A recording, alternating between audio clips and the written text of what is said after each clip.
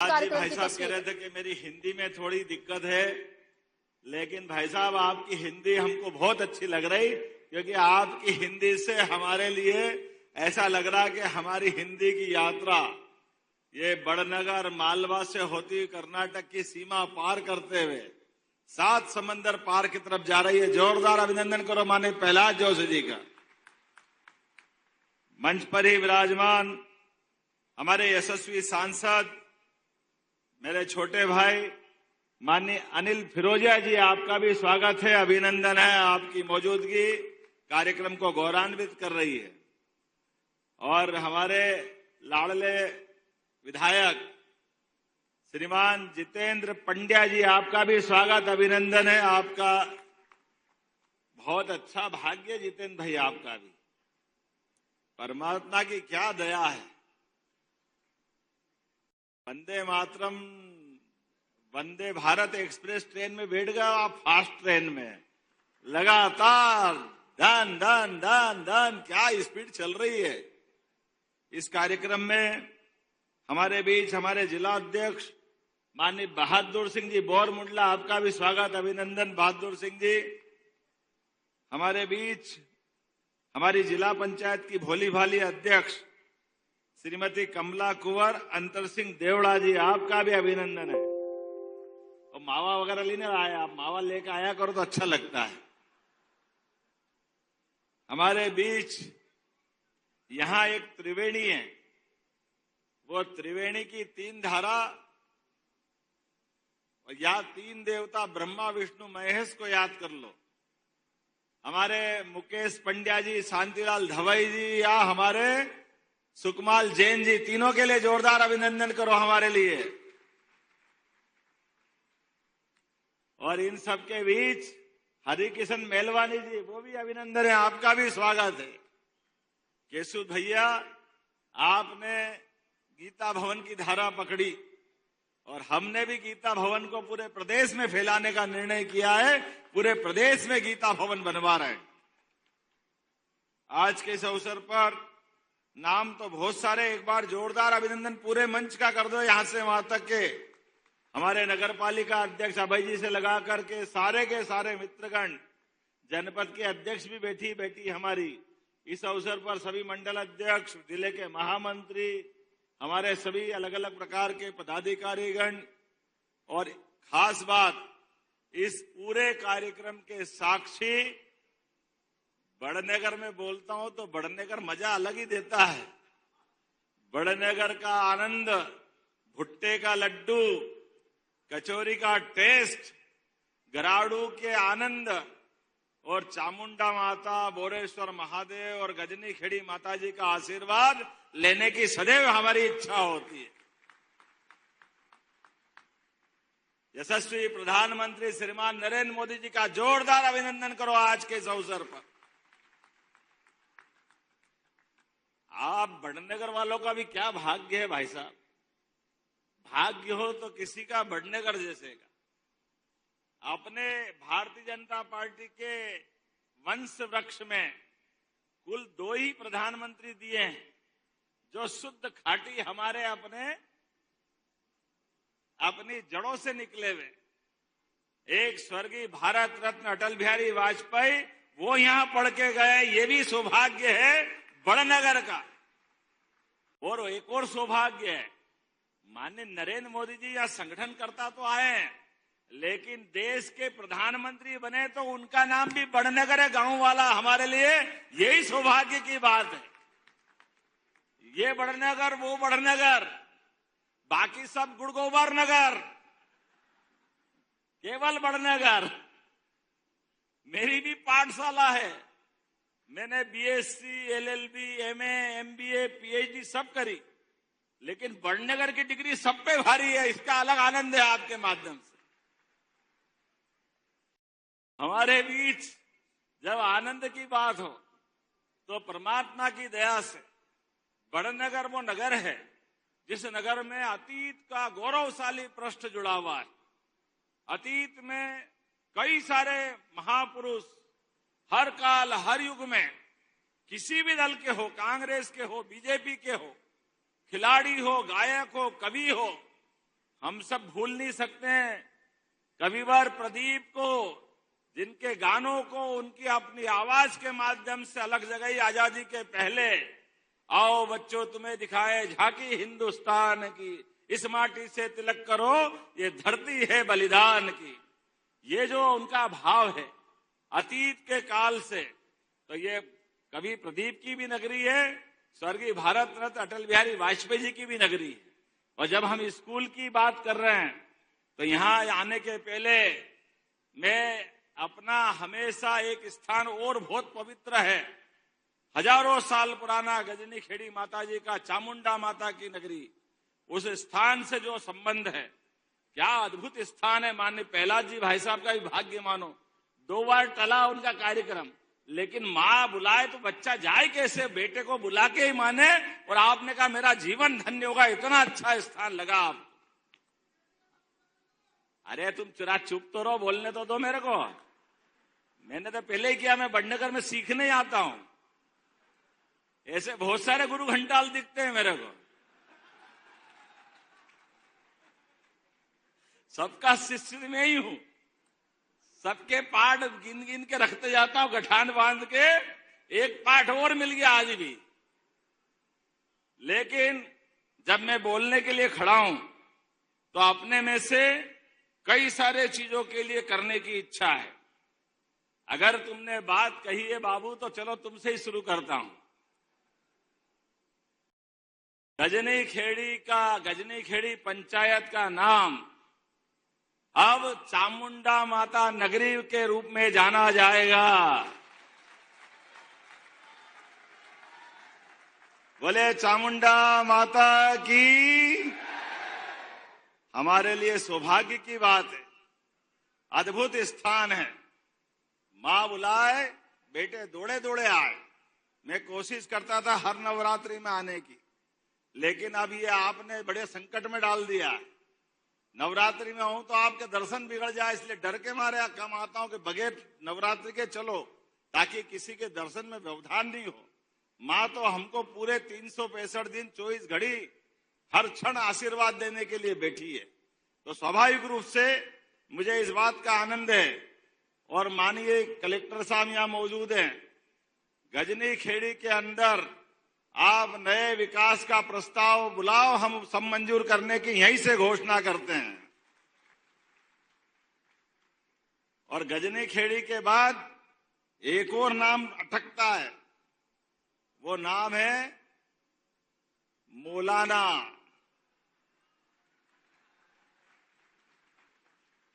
अब हमको तो समझ में ही नहीं आया,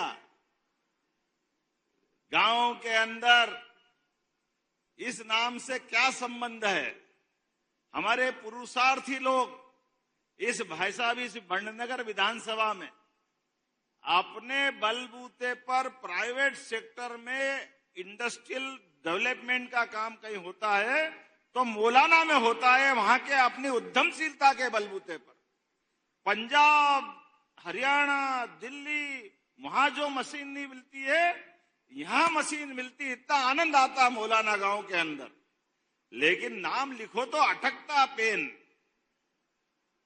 मैं विक्रमादित्य की नगरी से आता हूं और मैंने पूछा कि इसका नाम क्या किया जाए, तो उन्होंने कहा विक्रमादित्य के आधार पर विक्रमनगर इसका नाम किया जाए। तो आज के बाद इसका नाम भी विक्रमनगर किया जाएगा। ताली वाली में मजा आना चाहिए। आला अब तुम ज्यादा नहीं बजा रहे हो तो अगली घोषणा नहीं करूंगा। अगर आप साथ दोगे तो आगे बढ़ूं, या नहीं तो आगे दूसरी बात चालू कर दूं। पीछे वाले आलसी लग रहे हैं, उधर से भी आवाज नहीं आ रही आखिरी से।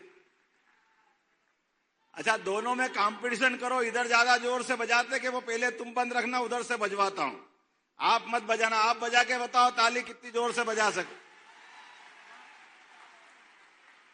अब आप जरा चुप रहना, आप बजा के बताओ जोरदार तरीके से ताली। अब मैं जो घोषणा करूंगा जहांगीरपुर की, तो दोनों तरफ से आवाज आना चाहिए। जगदीशपुर हमारी पंचायत जहांगीरपुर जानी जाएगी।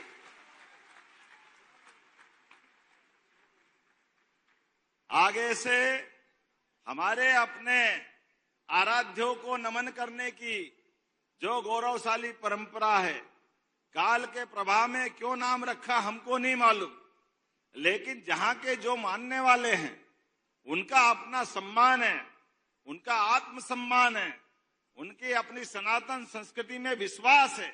तो हमारा भी फर्ज बनता है, समाज के आधार पर सरकार जो चलती है, सरकार समाज का भी सम्मान करती है।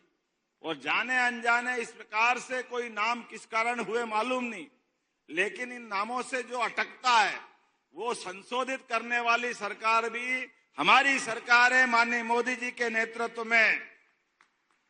जब बंबई का नाम मुंबई हो सकता है,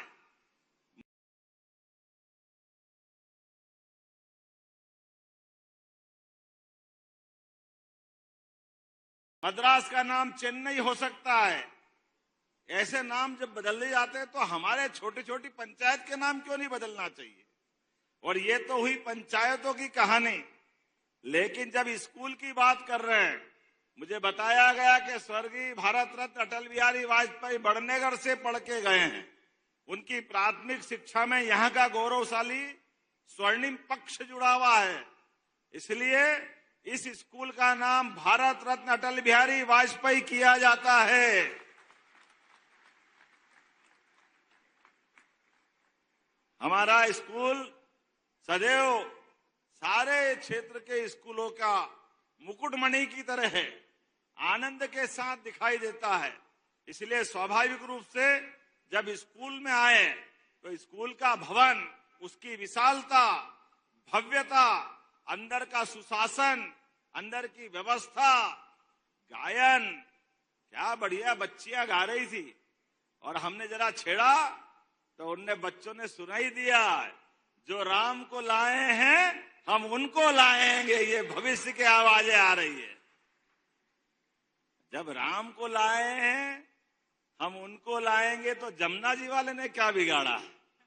बोलो कृष्ण कन्हैया लाल की। हमारी सरकार ने भी भाई साहब तय किया है, भगवान कृष्ण ने कंस को मारने के बाद समाज में वो एक अच्छा उदाहरण पेश किया। सबसे पहले दुनिया का रिकॉर्ड है, कोई सत्ताधीश को अगर हटाता है, उसका वध करता है, तो हटाने वाला ही उस कुर्सी पे बैठता है।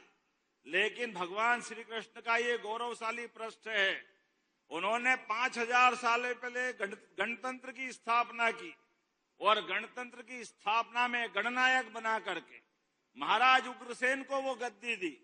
ये हमारे भगवान कृष्ण का गौरवशाली पृष्ठ है, हमें इस बात का गर्व है। समाज जरूरी है, सत्ता के ऊपर बैठने वाला सत्ताधीश कभी पूरे समाज के बारे में विचार नहीं करता है। ये हमारी उज्जवल परंपरा है, समाज की गौरवशाली मार्ग पे चलने की, सच्चे अर्थों में गणतंत्र की स्थापना करने का काम भगवान कृष्ण ने अपने जीवन में कई बार किया है।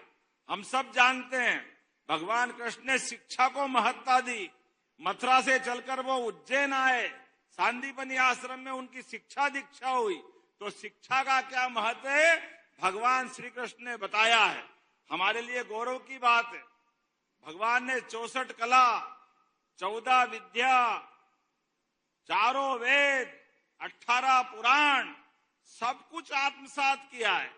और समय समय पर पूरी शिक्षा दीक्षा का उनके जीवन काल में कई बार प्रकटीकरण हुआ है। ऐसे में सरकार का दायित्व बनता है अतीत के काले पृष्ठों को मिटा करके, जैसे भगवान राम के लिए पूरे देश में वनगमन पथ की योजना बनी, हमने निर्णय किया है भगवान कृष्ण की जहां जहां लीला मध्य प्रदेश में हुई, सांदीपनि आश्रम, जाना पाओ जब परशुराम जी ने भगवान कृष्ण को सुदर्शन चक्र दिया है, धार के पास अमझेरा जहां भगवान कृष्ण और रुक्मी का युद्ध हुआ रुक्मिणी हरण के टाइम, ऐसे प्रत्येक स्थान को तीर्थ स्थल बनाने वाले हैं भगवान कृष्ण के नाम पर। ये हमारे आराध्य को नमन है। हम जिनको अलग अलग रूप में जानते हैं, उनके जीवन के विविध पक्षों को लाने की जरूरत है। आज के युग में गरीब अमीर की दोस्ती का भगवान कृष्ण और सुदामा का प्रसंग जितेंद्र पंड्या जी ने याद दिलाया। लेकिन जितेंद्र बाबू याद रखना, भगवान कृष्ण ने गरीब अमीर की दोस्ती में एक बात ध्यान भी दी थी, वो हमारे लिए पाथे गठान बांध के रखना। भगवान के दरबार में सुदामा मांगने गए थे कि मुझे अपने कन्हैया से घर में बाल बच्चों का विवाह करना है, गरीबी की हालत बहुत खराब है, कुछ मिल जाए तो मेरी जिंदगी बदल जाएगी। भगवान कृष्ण ने उसको 4-6 महीने अपने यहां रखा, लेकिन विदा करते टाइम उनको कुछ भी नहीं दिया। उनको वैसे ही अच्छे कपड़े, अच्छी व्यवस्था करके भेज दिया, लेकिन घर पहुंचने के पहले भव्य महल बना करके दोस्तों का मान सम्मान बढ़ाया, ये मित्रता का सम्मान किया है। ये सबक हमको याद रखना है, जो भगवान ने हमको सिखाया है कि आपके मित्र मित्रता का भाव कभी भी उसको याचक दृष्टि में मत दिखाना, उसका पीठ पीछे मदद करना, इतनी कर दो जितनी उसने कल्पना नहीं की, लेकिन सामने उसको निगाह नीची करने का मौका मत देना। यह भगवान कृष्ण ने पाठ पढ़ाया है। तो गरीब अमीर की मित्रता का सबसे बड़ा उदाहरण सुदामा और भगवान श्री कृष्ण से जुड़ता है। हमने तय किया है उज्जैन जिले में महिदपुर नाम का नारायण स्थान है, उस स्थान को हम भव्य तीर्थ बनाने वाले हैं। ये इसी बात के लिए जाना जाएगा जहां भगवान ने मित्रता सुदामा से की थी। ऐसे एक नहीं कई सारी बातें मैं बता सकता हूं, लेकिन आज चूंकि समय की कमी भी है और कुछ चीजें हमने लगातार यहां कही भी है। मुझे बताया गया कि मंडी यहां की बहुत अच्छी है, 17 करोड़ का रेवेन्यू मिलता है, तो उस मंडी के अंदर 4 करोड़ के भूमि पूजन यहीं से किए जा रहे हैं। और आगे भी चिंता मत करना, आने वाले समय में जो बड़नगर चाहेगा वो सब मिलेगा। लेकिन जब बड़नगर में आ रहे हैं तो 40 करोड़ के स्कूल का लोकार्पण हुआ है, वो भी भारत रत्न अटल बिहारी वाजपेयी जी के नाम पर। और अटल जी के नाम पर अगर हमने अपना इस स्थान को अमर किया है, तो यशस्वी प्रधानमंत्री ने भी बड़नगर के आधार पे मध्य प्रदेश को भी हमको बड़ी सौगात दी है। 70,000 करोड़ के माध्यम से पार्वती काली सीन चंबल योजना के लिए हमें आशीर्वाद मिला है, और उससे हमारी चंबल चामला जहां दोनों मिलती है, इन नदियों को जोड़ करके बड़नगर में भी पानी की खेतों पे पर्याप्त व्यवस्था करने का निर्णय किया गया है। मां नर्मदा ने जब बाकी तहसीलों में आशीर्वाद दिया, उज्जैन, घटिया, तराना, महिदपुर, तो हमारी बड़नगर जो बची थी ये बड़ी अटक रही थी।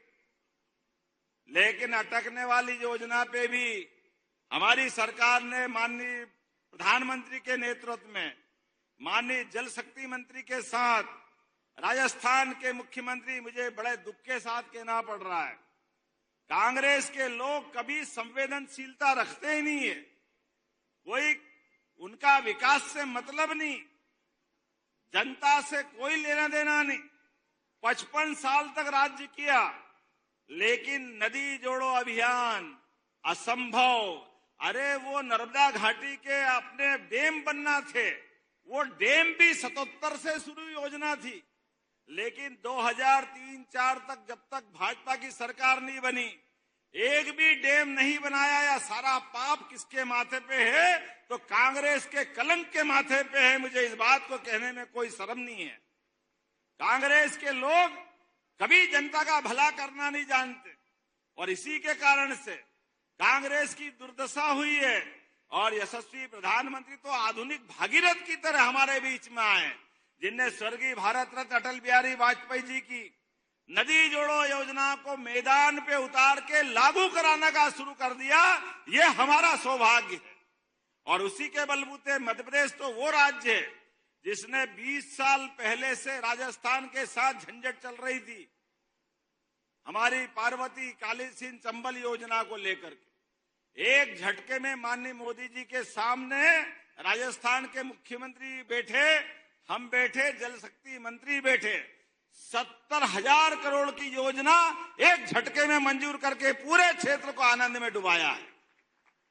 और आपका आनंद भी यहां बढ़ने करने इंदौर से ही प्रारंभ होगा। चंबल निकली इंदौर से, इंदौर जिले से, पहले देपालपुर पूरी विधानसभा। अरे देपालपुर वाले भी अपने जोरदार ताली उनके लिए भी बजा दो, वो भी आनंद में रहेंगे। देपालपुर के बाद बड़नगर, जब आपका बोलूं तब तो बोलना नहीं पड़े, ऐसे ही ताली उठ जाना चाहिए। क्या मालूम कैसे भुट्टे के लड्डू खाते भूल ही जाते हैं। ऐसा आनंद आता है बड़नगर में कि जैसी बात करते जाओ खत्म ही नहीं होगी। और यहां के बाद नागदा खाचरोद, हमारा पूरा उज्जैन जिला, इंदौर जिला, रतलाम जिला, मंदसौर जिला, राजगढ़, शाजापुर, देवास, शिवपुरी, गुना, चंबल का हमारा मुरैना से लेकर ग्वालियर तक का, उसमें श्योपुर भी आ गया। 13 जिलों के अंदर पार्वती काली सिंध चंबल योजना के माध्यम से पानी मिलेगा। और बुंदेलखंड जो केवल पानी के अभाव में हर साल पलायन करते थे, बड़े दुख के साथ कहना पड़ेगा, बुंदेलखंड में केवल निचोड़ने का काम कांग्रेस ने किया था। अभी यशस्वी प्रधानमंत्री के माध्यम से हमारी सरकार को 1 साल हुआ, ये दोनों 1,75,000 करोड़ की योजना का भूमि पूजन करके शुभारंभ हो गया। ये हमारे लिए आनंद की बात है। एक नहीं, बहुत सारी प्रकार की बातें, लेकिन आज तो हमने अपने बच्चों के स्कूल का लोकार्पण किया है। यहां पर बड़नगर के अंदर भी माननीय मंत्री जी, हमने हमारी सरकार बनने के साथ संभाग की रीजनल इंडस्ट्री कॉन्क्लेव प्रारंभ की। हर संभाग के अंदर उज्जैन, ग्वालियर, जबलपुर, सागर, रीवा, अभी शहडोल भी होने वाली है, और थोड़े दिन पहले नर्मदापुरम में की, पुराने होशंगाबाद जिले में। 4 लाख करोड़ का निवेश हमको मिला है और 3 लाख से ज्यादा लोगों को रोजगार मिलेगा। ये हमारी सरकार ने निर्णय किया। और मुझे इस बात की प्रसन्नता है, जब मैं ये 4 लाख करोड़ का निवेश बता रहा हूं, तो 35,000 करोड़, 3,500 करोड़ की आपके यहां की योजना मिली है। बड़नगर के अंदर एक बड़ा कारखाना बनने वाला है, इसको कहते हैं 3,500 करोड़। जहां बड़नगर के अंदर लाले पड़े थे, और अब तो चारों उंगली घी में। और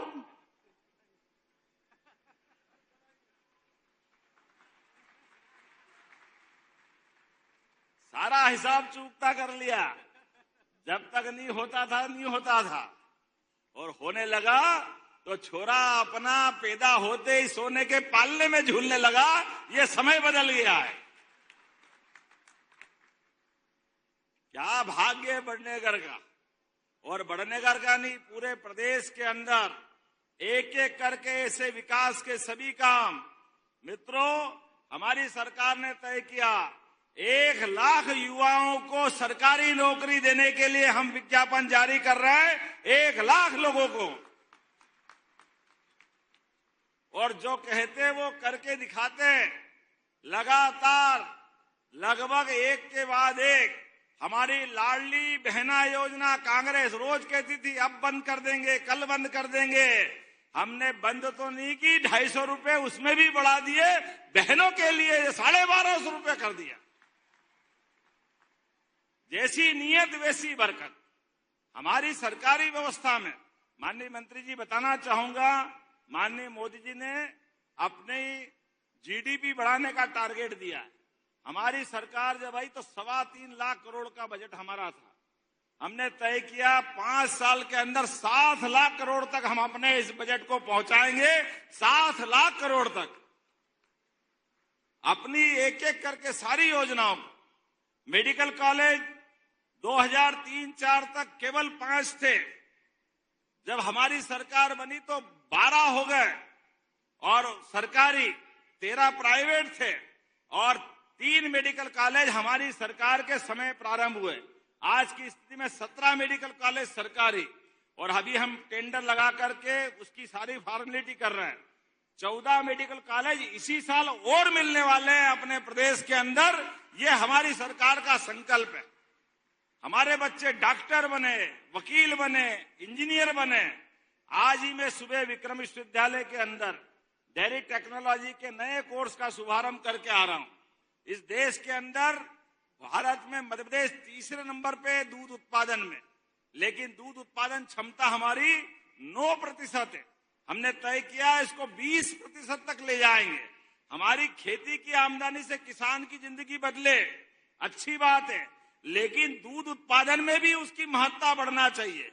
इस देश की पहचान तो दुनिया में दूध दही की नदियां बहती थी, इस नाते से जानी जाती थी। इसलिए हमने निर्णय किया है फसल के बोनस की तरह दूध खरीदने पे भी बोनस हमारी सरकार देने वाली है, दूध खरीदने पे भी। और जिनके घर गाय वो सब गोपाल, जिनके घर गाय का कुल वो घर घर गोकुल। तो हमने तय किया कि 10 से ज्यादा जो गाय पालेगा उसको गाय खरीदने पे भी अनुदान हमारी सरकार के द्वारा दिया जाएगा। बड़ी नगर पालिका, नगर निगम 10-10 हजार की गौशाला ला रही। भोपाल, इंदौर, उज्जैन, ग्वालियर, जबलपुर, हमारी गाय माता 33 करोड़ देवी देवता का वास है उसमें। इसलिए गोवंश को मारा मारा फिरने नहीं देंगे। हमारे पास प्रबंधन करना है कि कोई भी आवारा पशु गाय माता सहित अगर आपके खेत या आसपास में रहेगी, हमारी सरकार गौशाला में लेके उनका लालन पालन का सारा खर्चा हमारे द्वारा उठाया जाए।